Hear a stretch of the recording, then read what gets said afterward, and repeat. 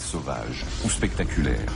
Au total, ce seront des centaines de troupes, des milliers d'hommes, de femmes et d'enfants qui seront acheminés vers l'Europe et les États-Unis pour être exhibés dans les zoos, les expositions, les foires, les cirques, sur la scène des cabarets et les music-halls.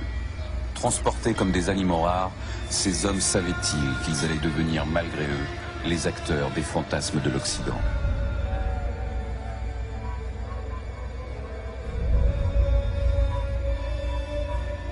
Sur les grillages qui entouraient ces villages, il y avait des écriteaux qui mentionnaient « à défense de donner à manger aux indigènes, ils sont nourris ».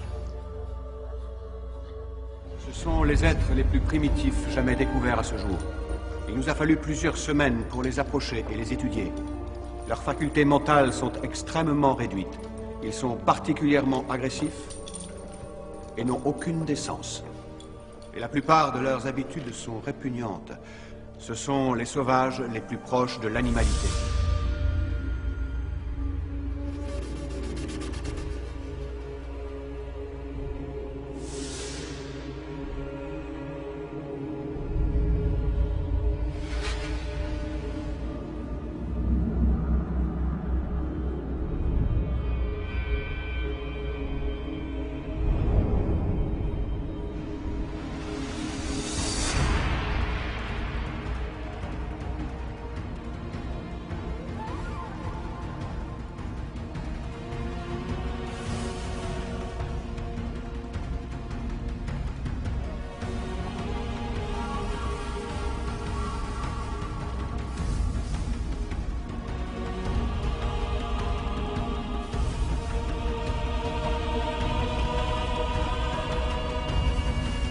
Trouver tous les intermédiaires, en particulier entre le singe et l'homme. On va mettre les nègres. Ce qui permet à la fois de les rabaisser à la condition dans laquelle l'esclavage les avait rabaissés sans culpabiliser, et puis en même temps de justifier la théorie de l'évolution.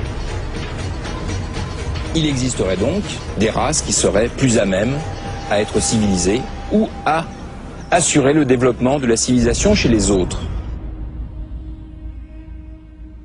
Le visiteur découvre ainsi la diversité de la mission civilisatrice de la France dans ces colonies dont les indigènes peuvent ainsi entretenir et développer une activité laborieuse conforme à leur mentalité comme à leur tradition, tout en bénéficiant progressivement des avantages incomparables qu'apporte notre civilisation industrielle.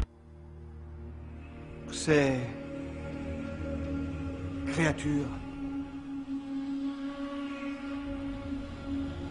sont le chaînon manquant entre les gros singes et l'humanité.